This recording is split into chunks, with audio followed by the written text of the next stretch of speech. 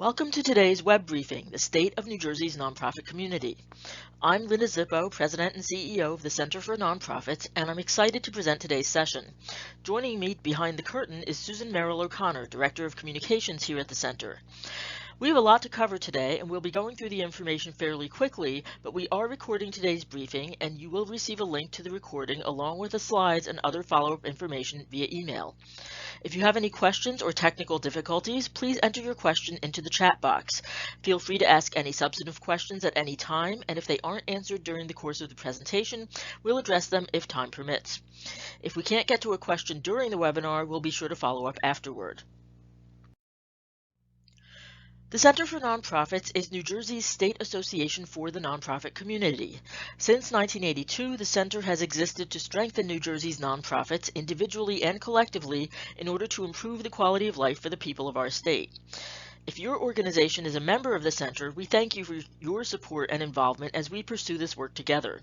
If you're not a member, we invite you to join us and experience firsthand how membership works for you. The Center is a proud member of the National Council of Nonprofits, the state's largest nonprofit network, over 25,000 organizations strong. The Council of Nonprofits serves as an advocate, central coordinator, and mobilizer to help nonprofits achieve greater collective impact in local communities across the country. They are a leading advocate on some of the most important issues that nonprofits are facing today. And if you are a member of the Center for Nonprofits, you are also a member of the National Council of Nonprofits. So I encourage you to take a look at all of the resources they have to offer, whether it's public policy or management and compliance information. They are a fabulous resource. Before we begin, I want to call your attention to some terrific upcoming events.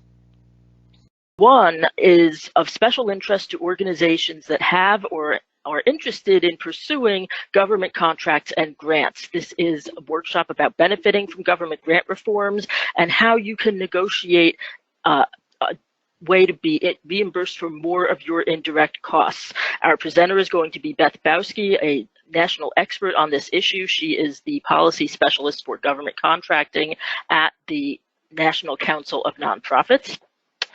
We are going to be holding this in 2 locations, in April in Morristown and Pennsauken. So watch your email, look at our website, and you'll find out more about that. But definitely register for that. It's going to be a deep dive and a lot of great information. You may also be interested in an 8-session online grant proposal blueprint course, which is just starting today, courtesy of Grants Magic. Center members get a deep discount on this course, and the fee includes enrollment for up to 3 people in your shop. So you may have seen this in your email, but please look into that as well. Finally, I don't want to be remiss and fail to mention our annual nonprofit conference. It is not too early to save the date. It will take place this year, December 4th in Somerset. This is a don't miss opportunity. It's inspiration, learning, networking with over 600 of your closest nonprofit friends and allies. So we hope we will see you there.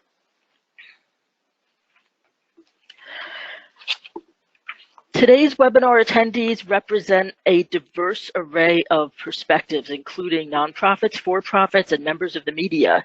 I would like to thank Sobel Co. and Horizon Blue Cross Blue Shield of New Jersey for their generous support yet again for this year's survey. I'd like to invite Sally Glick, Principal and Chief Growth Strategist at Sobel Co., to say a couple of words before we begin.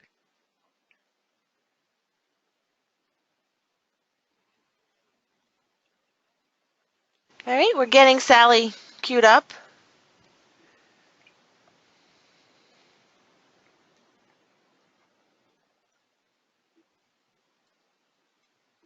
We may have to get back to Sally. Yeah.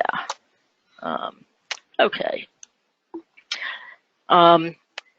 But in any event, Sobel Co. and Horizon Blue Cross have been very, very generous in supporting our work, and particularly this survey. So we are very, very grateful to them for not only their support of us, but the entire nonprofit community. So please, next time you see Sally, and Sally is everywhere, please be sure to thank her for supporting this. So let's dive in. We have a lot to cover and only a little bit of time to do it, but again, the slides will be available afterward, and feel free to call us, email us, chat with us about anything that might come up in terms of your comments and your reactions. So what are we going to cover today? We're going to cover, first of all, a quick overview of the New Jersey nonprofit community. We're going to present highlights of this year's survey findings. We're going to go over, although it shouldn't be an issue with the folks on this line, why should we care? Why does this matter? And what can we do? What are these findings, and what does this information mean to us or for anybody who cares about nonprofits?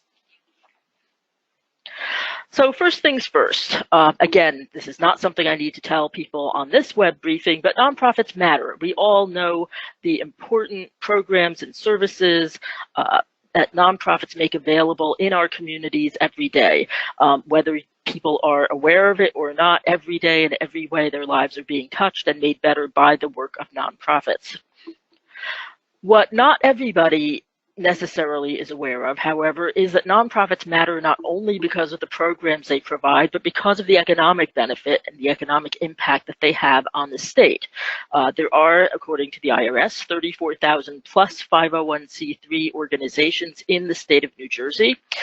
They employ some 324,000 people, which represents almost 10% of the state's private workforce and more than many major industries in the state. Nonprofits collectively spend some $42 billion every year, a lot of it in the Garden State, and they marshal the energies and talents of more than 1.5 million volunteers, providing services that have been valued in excess of $5.3 billion. That's billion with a B. So that's just a quick snapshot of why we should care economically about nonprofits. A strong, thriving nonprofit community is integral to a strong and thriving state of New Jersey. And this becomes even more apparent when we see how much government and the state of New Jersey and the federal government have been offloading on in terms of expectations and workload on to the nonprofit community. So the survey, Center for Nonprofits has been surveying New Jersey nonprofits for, oh goodness, since 2001. We actually started this after 9/11 to try to get a handle on what was happening to nonprofits in terms of giving and financial well-being and other factors after the 9/11 attacks. But we kept this up. We've been doing it at least once a year ever since. And what's helpful about that is it gives us a sense, it gives us the opportunity to get a pulse of the nonprofit community. It also allows us to analyze any trends that might be existing over time.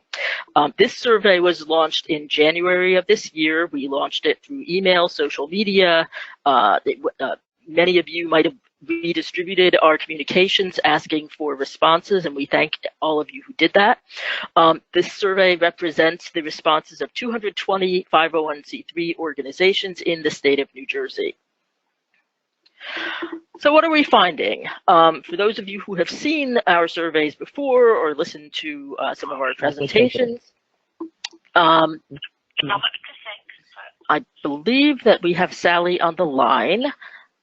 Let me interrupt what I'm about to say right now and give Sally a chance to say a few words. Sally, are you there?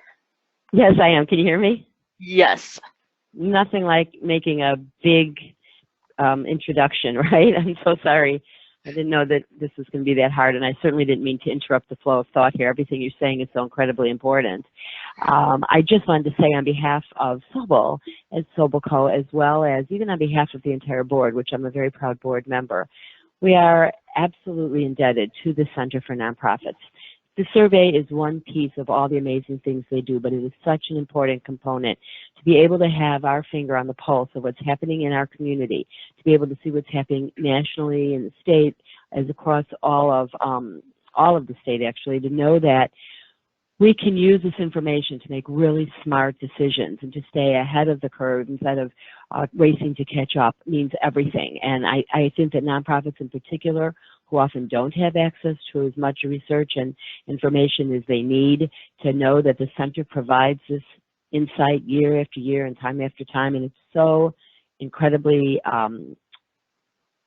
timely that I can't imagine what we would do if we didn't have this survey, Linda. So thank you to you. I know everyone at the Center for Nonprofits just works so hard on behalf of the community all the time. We just can't say enough about how much we appreciate it, and I hope everybody is taking great notes and paying attention to what these results say and what they mean for them personally. Thank you so much, Sally, and again, thank you to you and everyone at Sobel Co. for everything you do for the community and for supporting this work. In terms of recurring themes, this is going to come up over and over again, and those who have heard us speak about this or prior survey results, this will sound very familiar.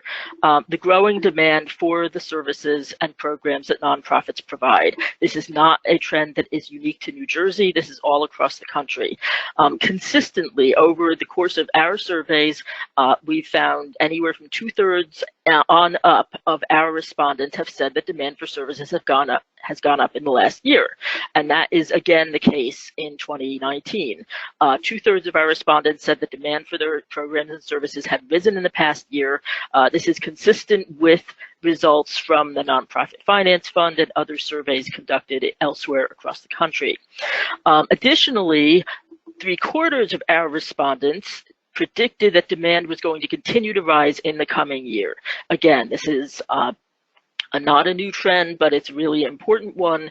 I will also say that while increased demand was prevalent across different types and sizes of nonprofits, human service organizations and health organizations were the ones especially likely to say that demand for their services was increasing.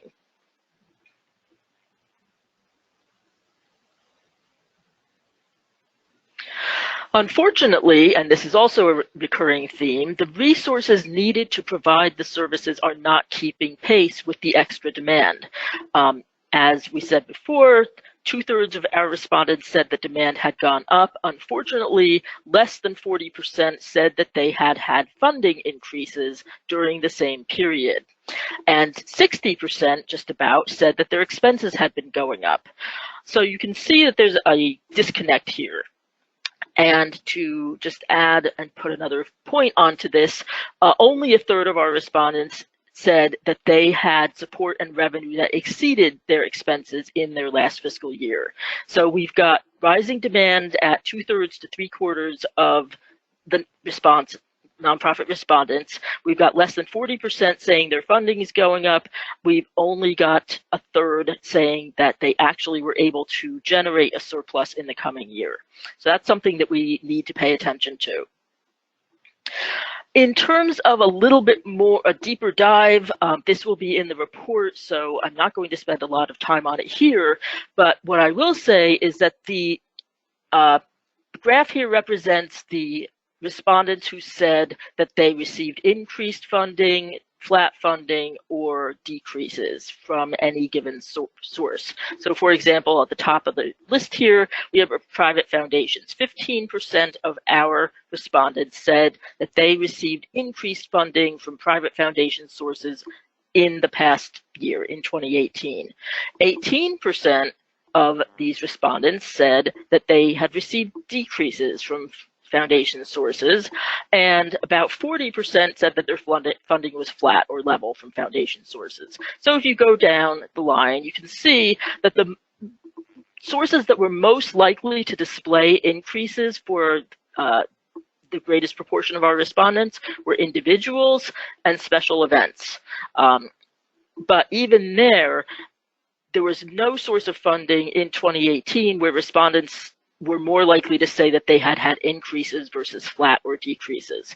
Again, this is a trend that's consistent across types of funding, and some sources were a little bit more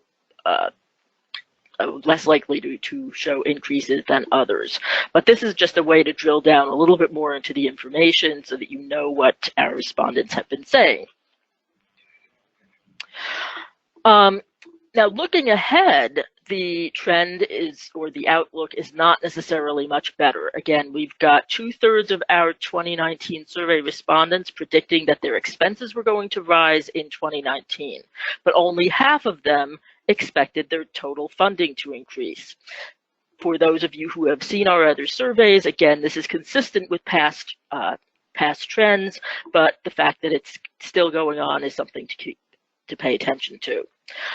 Now, this chart represents not the past year, but what our respondents thought was going to happen in the year to come. So respondents are a little bit more optimistic when it comes to their funding sources in 2019. So for example, private foundations, 27% of our respondents think that they're going to have more foundation funding in 2019. Fully 44% of our respondents think they're going to get more funding from individual donations over the course of the next year. And that's something I'll return to in just a minute. Now, it's important to keep in mind that predictions, the crystal ball is not precise for any of us, of course. And so we went back and we looked at last year's predictions and predictions that people made a year ago versus how those panned out for a couple of different sources. Now, keep in mind, too, that the folks who responded to this year's survey may not be exactly the same pool of respondents as we had last year. So it's not exactly apples to apples, but it's pretty illustrative. And in the case of individual gifts, last year, almost half of our respondents had predicted that individual gifts would increase in 2018.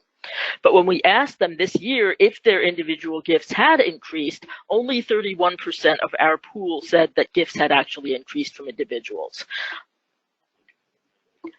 Similarly, when asked about corporate funding, 35% thought that corporate funding would rise in 2018, but only 17% reported that corporate funding actually had increased.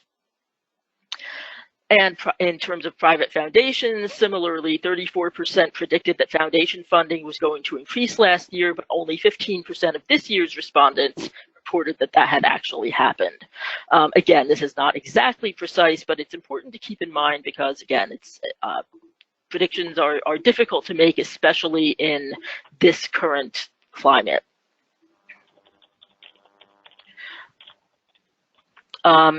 Now, tax reform. What has the impact been of tax reform? And that is the $13 to $20 billion question across the country. 13 to 20 billion being the impact that some experts, academics, and the Joint Committee on Taxation had predicted would be the reduction in charitable giving based on the passage of the tax law and the elimination of, or the doubling of the standard deduction and some other changes as well. The answer to the question, what has tax reform meant, is we don't really know yet. The data from 2018 are not really in yet. Certainly the IRS data will not be out for quite some time, but even from places like Blackbaud and other resources, those data are not out yet. What we will, and certainly according to some of the news reports and whatnot, and our survey results, it's a little bit of a mixed bag. What I will say is, and why there's such concern, there is a big impact in terms of, or potential impact in terms of the charitable giving deduction and New Jersey donors. As this slide says, nearly half of New Jersey households who claimed the federal charitable tax deduction in 2016, which is the most recent year available, nearly half had incomes of under $100,000, and they donated more than $1.5 billion to charity, which is about a quarter of all charitable gifts that were claimed as itemized deductions. Now, if you double that to $200,000 or less, that accounts for 4/5 of New Jersey households who claimed the charitable deduction in 2016, and they gave about half of all claimed gifts to charity, and more than a third of individual returns in New Jersey had actually taken a charitable deduction in 2016. This is of concern because with the doubling of the standard deduction, there are a lot of these households that will no longer be able to, or it won't be worth their while to itemize on their tax returns, and they may not be able to deduct their gifts anymore, and that is the concern about what happens to their charitable gifts and what happens to the incentive to give, and will they still be as generous, or will they be able to be as generous as they were before. Certainly with other aspects of the tax law, there are other impacts on the charitable community that we need to be concerned with, like the state and local tax deduction, SALT cap, and other things. There are some activities going on in Congress to try to address some of these issues. And actually, these are activities in Congress and in the state of New Jersey. 2 bills have been introduced, one in D.C. by Congressman Chris Smith of New Jersey, and one of the others by here in the state, on the state level, the state legislature, by Senator Kaine and Senator Singleton. Both of these are bipartisan bills. On the federal level, Congressman Smith's bill would restore the above-the-line charitable deduction, meaning you did not have to itemize on your tax returns to take it. This is something that the Center for Nonprofits supports very strongly, and stay tuned, and we'll provide more information about that. Senator Kaine's bill would provide a state income tax charitable giving deduction here in the Garden State for donations to New Jersey charities, and that's something that we are also very, very interested in seeing happen. This is something that would help to mitigate the impact of the federal tax law on New Jerseyans and on charitable organizations. So please watch your email on our website, and we will be sharing more information about that. I will say that Senator Kaine's bill was also recommended by the State Fiscal Policy Working Group, now known as Path to Progress, which was the bipartisan committee convened last year by Senator Sweeney, Senate President Sweeney.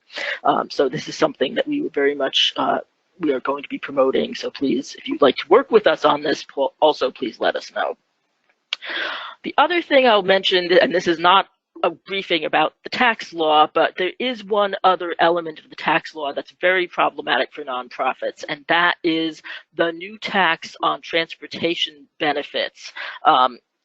The law somehow inexplicably imposes an unrelated business income tax on the expenses that nonprofits may incur in providing transportation benefits, but to their employees. But this has played out in all sorts of unpredictable ways that we can share more information about. But what I will say is there are a lot of organizations that may be hit with this that may not be aware that it is coming. We have information on our website. The National Council of Nonprofits has information about this, and watch your email. We'll be sending more information out. But legislation has been introduced in Congress that would repeal this tax, and again, this is something that's very, very important to us to see this passed. So every year in our survey, we also ask nonprofits, what are their top issues? What are the top issues facing their individual organizations? And what are the top issues that are affecting the future well-being of the nonprofit community as a whole?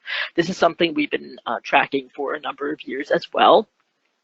And in the case of individual organizations, we say, aside from funding, what are the 5 issues affecting your individual organization's viability? And there are 3 that tend to rise to the top pretty frequently, and these are financial uncertainty, the need for a stronger board, and branding and communication. Those are typically in some way, shape, or form, you could jockey for position, but they are very much uppermost in the minds of nonprofits. This year, financial uncertainty is at the top, followed by branding and communications. Organizations very interested in ramping up their visibility, their identity, making the case for why people ought to invest in them and why what they do matters and the impact that they have. The need for a stronger board is another recurring theme year after year, but almost half of our respondents have identified those things as the top 3. Other concerns, again, are common from year to year. The ability to, or the challenge in affording staff or the benefits that are needed to make sure that staff are compensated adequately, or that they that you can retain them.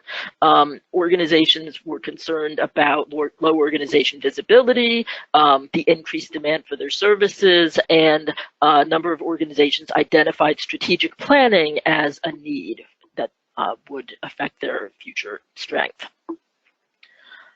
Moving on to the nonprofit community as a whole and what people thought were the issues affecting the community as a sector. Far and away, the most frequently mentioned was infrastructure and capacity building. Infrastructure and capacity building, along with attracting stronger boards and foundation and corporate funding, are typically near the top of the list. But this year, the infrastructure support was something that was mentioned far more frequently than even the other ones. Again, these are all things about that reflect the concern about the well-being and the sustainability of nonprofits and making sure that nonprofits have the resources that they need to conduct their missions. So the other issues that have come out here, again, are consistent with that. Government policies and budget, state budget, federal budget, attracting and retaining qualified workers. Diversity and equity was identified by almost a quarter of our respondents as a very, very important concern moving forward. And there are some policy concerns as well. Advocacy and lobbying rights of nonprofits was identified by over a quarter of our respondents, and relevant to our recent discussion about the tax law, giving and volunteering incentives. Almost 40% of our respondents expressed that as being a key concern. We also invite nonprofits to share information or observations that weren't in the list or that we didn't provide. We provide an open-ended way to do this. So among the concerns here, again, not necessarily surprising, but uncertainty about the tax law and its impact on the charitable community, especially around charitable giving incentives and how that's going to affect nonprofits' ability to pursue their missions. The ever-increasing costs of administrative costs associated with having government grants and contracts, the need to increase funding to cover the costs of many of the employment law changes that have been enacted recently in the legislature. What's going to happen to vulnerable people as a result of some of the federal policies that have either been enacted or proposed, and the need to strengthen relationships with our policymakers to try to address the environment that we're seeing. So what are nonprofits doing? Again, these are things that you might expect, and this is consistent with prior surveys as well. First and foremost, nonprofits are quite reasonably so, trying to seek new resources to do the work, whether that's revenues, grant funding, earned revenue, volunteers to help leverage resources. That's definitely the most common thing that we see nonprofits doing. But a lot of the other activities listed here were mentioned very frequently: increasing the advocacy for their programs and constituencies, collaborating. Nonprofits collaborate quite a bit, and it's still happening. Adjusting programs up or down depending on changing population, changing funding. Again, nonprofits are keeping a close eye on what's going on and making changes accordingly, similarly with their budgets. And sharing services, again, other kinds of collaborations are also in the pipeline, as well as special events. So we asked the question, overall, are you better off than you were a year ago? And in 2019, about half of our respondents said, yes, we're better off. About 40% said, it's about the same, and maybe 14% or so said that they were worse off than they were a year ago. If you look at the years to the right of 2019, you'll see that really the years when the organizations were more likely to say they were better off, that kind of peaked in 2014 and 2015. So we are not we're not back to where we were, and it's a volatile climate, and the results are reflecting that. We also ask, what do you think is going to happen next year? A year from now, do you think you're going to be better off than you were this year? Again, we've got about half, little less than half, who are predicting that 2019 will be better than 2018 was, about 14% saying about the same, and certainly a sizable proportion who just felt that it was too early to tell, and that's consistent as well. Similarly to the last slide, we kind of peaked about 4 or 5 years ago as far as organizations' degree of optimism. Again, the crystal ball is far from perfect, but we do have the trend data from previous surveys to see whether organizations' overall outlook kind of came to pass. This slide may look familiar to some people. No, it is not the subway, but it is a trend slide to show the percentage of our respondents who predicted that their circumstances were going to improve, stay the same, or get worse compared with what actually happened in the next year's survey. So by and large, nonprofits are pretty accurate. You'll see that the trends actually track upward and downward pretty closely with the way nonprofits have predicted. And all this to say that we do have more people predicting a better 2019, which is encouraging, but there's a lot of uncertainty up in the air, and that's where you see the difference between the yellow line of the flat circumstances, no change, versus who wanted to predict unchanged. So I've thrown a lot of data at you. There's a lot more in the survey, and I'm happy to answer questions about that, or as you have a chance to read the report, if other questions jump out at you, we hope you will get in touch with us. But let's take a step back and let's kind of look at the big picture again. Why do we even care about this? Because you're on this web briefing, this probably is not news to you.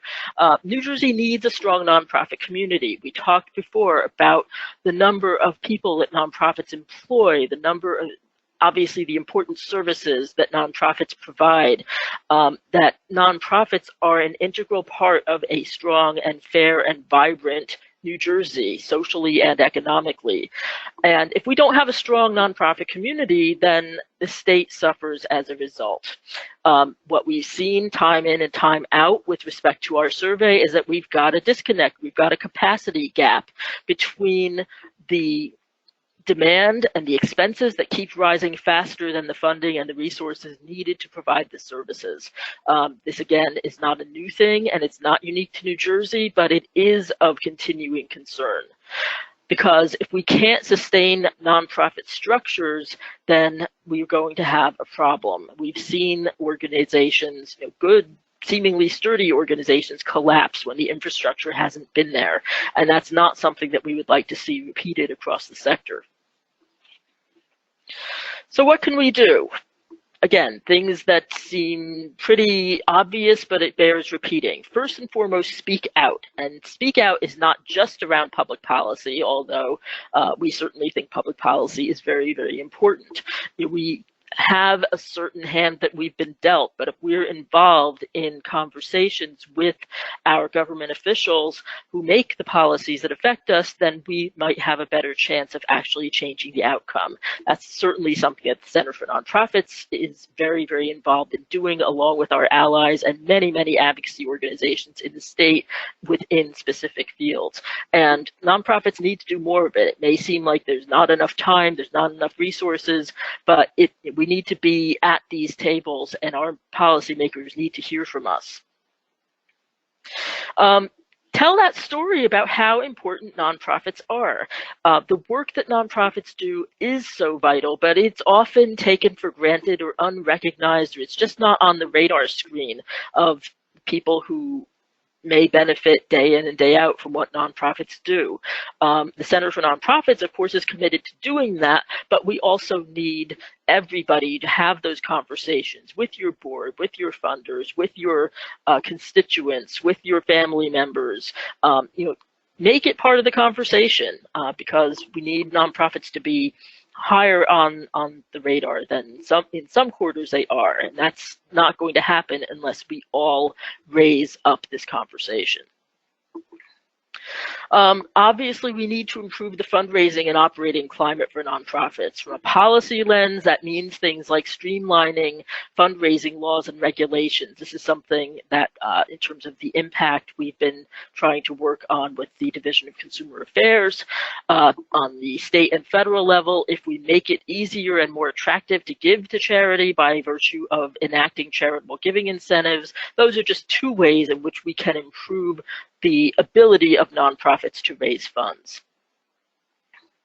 Lots of different ways to partner with our colleagues in government by way of streamlining how nonprofits and government can work together, streamlining the contracting system, ramping up that dialogue, making sure that the relationships are there.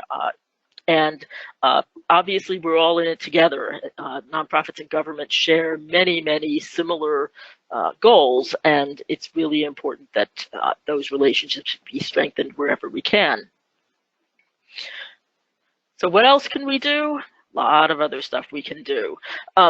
Communication, again, it sounds like a no-brainer to a point, but staying informed, staying educated. There is so much going on, so many things swirling about at once, and it can seem overwhelming. But there are pipelines of organizations and resources that are involved in specific issues. On the nonprofit broad-based side, it's groups like the Center for Nonprofits and the National Council of Nonprofits. Pro bono partnership can help on legal compliance and many, many more. Investing in advocacy, both on the public policy end and just in the more general talking up the cause end of things. On the operational side, there's a lot that can be done.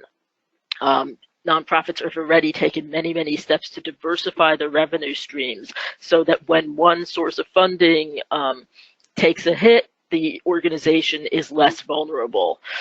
Program efficiency is, again, something nonprofits do pretty regularly. Collaboration. I've always said that nonprofits tend to get a bad rap on collaboration, and they do it all the time, but it's become even more essential. Know your donors, know your funders. This means a couple of different things. Number one, it means building relationships, but while the tax law does affect a number of donors in ways that might be problematic, there are other benefits and other opportunities that might be available. If you have donors who are in a position to look into planned giving or gifts of stock or bundling donations or all sorts of other mechanisms and strategies, you need to know that ahead of time and have those conversations, because your donors want to see you succeed. Your donors don't want to see you undergoing hardships or failing. And the same goes with your grant funders as well. Changing that conversation so that people understand what it means to really run a nonprofit and what that means in terms of real costs, what it takes to actually operate, because the circumstances are not going to change unless we try to change the framework of the conversation.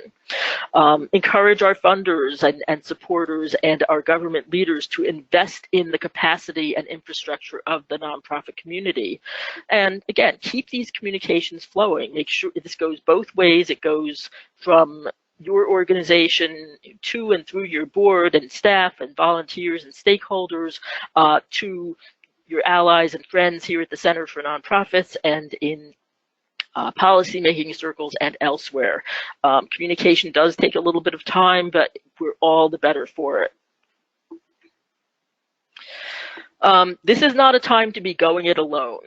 We are much, much stronger when we stand together, and if nothing else has come of the last couple of years, we have been able to see the results of concerted group advocacy and group action in lots of different forums, not just around public policy. And this is the time when we need to keep doing that and keep doing more of it.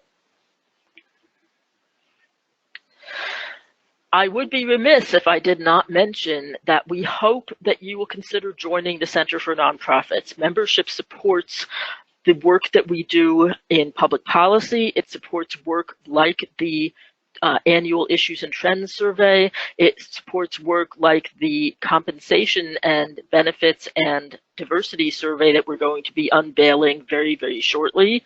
But it also provides a means for your organization to tap into learning opportunities and cost savings and expertise from our fabulous staff team on all sorts of operational and compliance issues.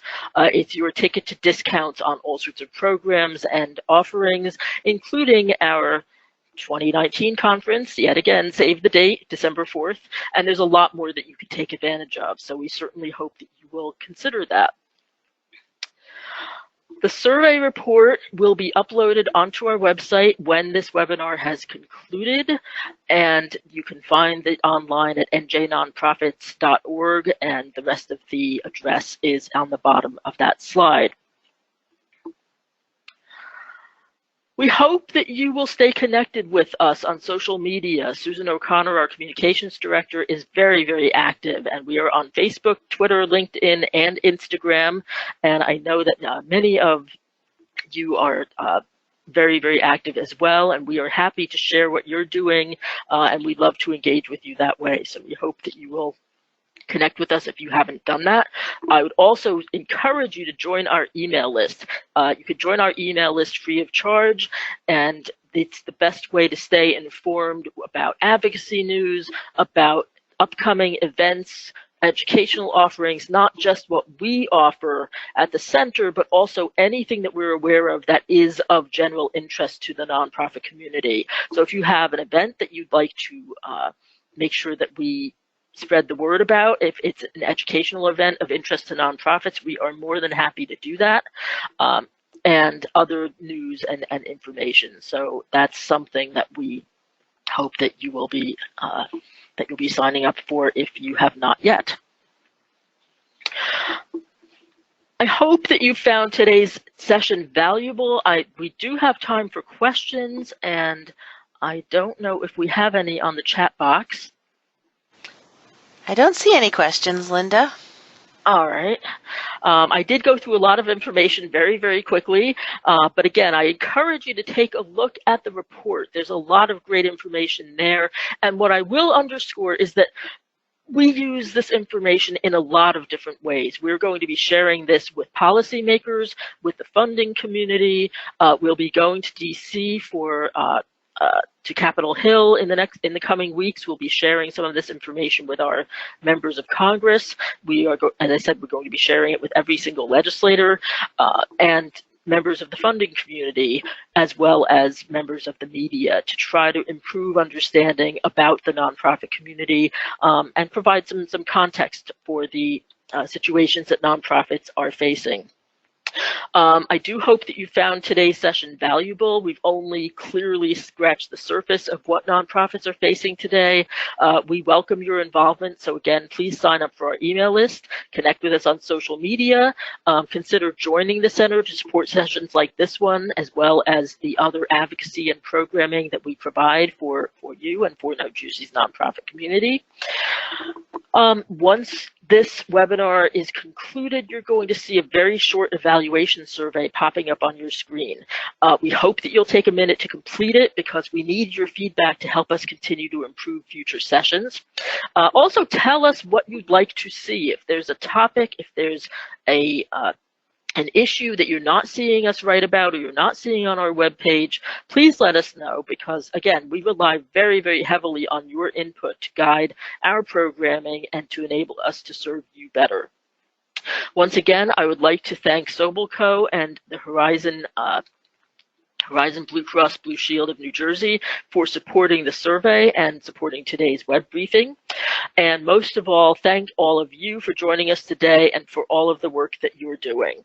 We're looking forward to staying in touch.